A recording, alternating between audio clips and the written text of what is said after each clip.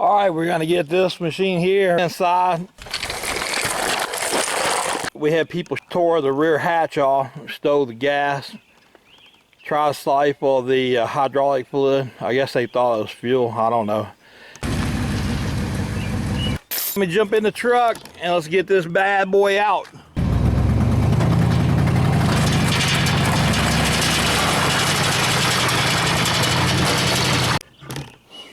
All right here. I don't even know what the name of that one was. I guess I need help to name on things. But anyway, got to get his front end swung around so I can push it straight in there.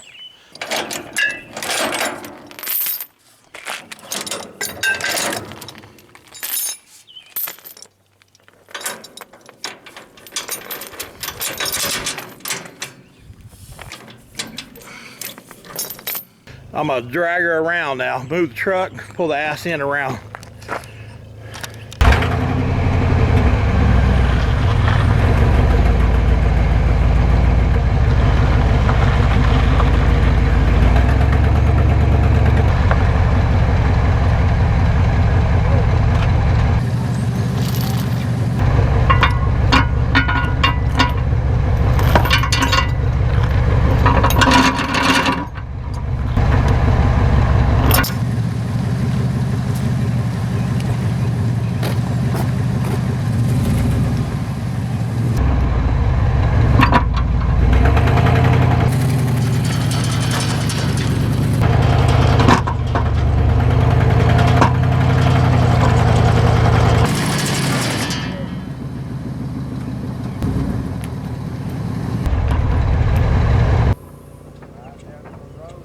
But bam, look at that.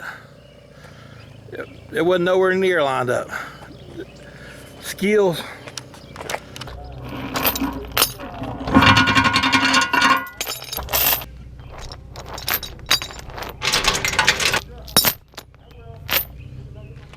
You got to get a 4x4 across the back here.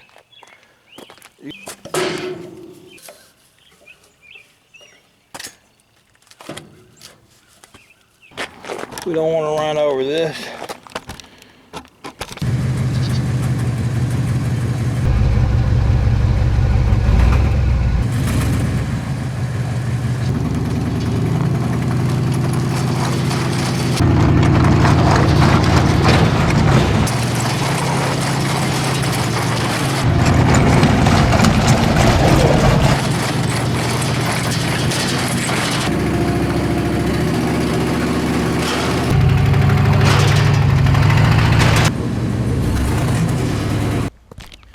You survived. Let's see how much damage we got.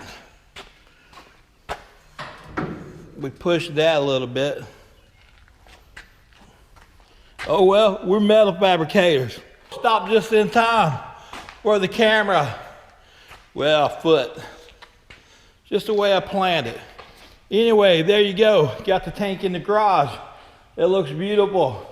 Now we can get back in here, rain or shine, get everything drained out, get the motor changed out. Yo, never doubt tube McStickin. Pulling the hydraulics off, clearing the lines for, you can see the reservoirs are gone already. Anyway, this motor was setting, somebody stole our gas, left the cap off from the hydraulics and it was pouring down rain and filled up the system. And when I say they stole the gas, they didn't just siphon the gas, they took the whole damn gas tank off. But anyway, so we got to charge the battery too and mess with the linkage down here. Right here, I'm just give you a side view of the tank. I believe that was the M1 Conley. It's an older model. I think it was one of the first with regular hydraulics. Anyway.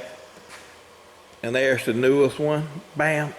I'm getting a turn unit figured out and put on here. My friend and my neighbor, he wanted something to do today.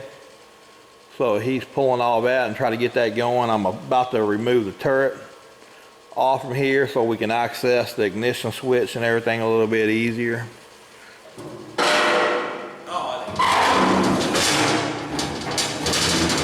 You can see how simple inside. really nothing in there. You got your ignition switch somewhere in there. The ignition switch, damn, hey, the damn ignition switch is gone. I just found this, so we'll put it on too. Hydraulic, got it drained out. Make sure there's no water. Blowed all the fluid we could out of the pumps and drive units. And now it just hit me. I did not buy any 50 or 20 W50 oil for the drive units. So there you go. But I did get an ignition switch, so 2 out of 3 ain't bad. So you can put that whole thing in there, and then I'm gonna turn it over. Hit it with the go-go juice to the.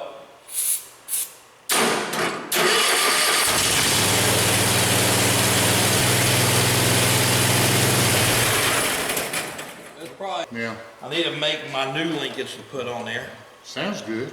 We're gonna repair this right control arm, I guess, and take it out for a spin. Smoking. We're gonna put the ignition switch in here. That's bent. Somebody stole it. What the hell? They're 15 bucks. You can buy one. $15. You really gotta steal mine.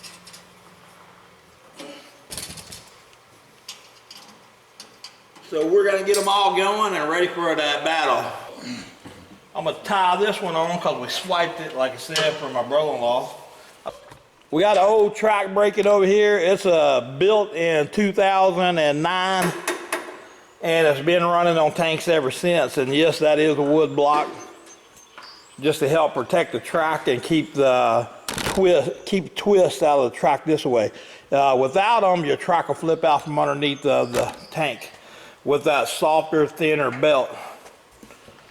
Now we use steel, but the track's over 300 pounds now. I'm gonna get a shot while I'm here of the steel track. Got a steel flat bar.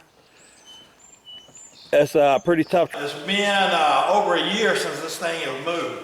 Let's go easy.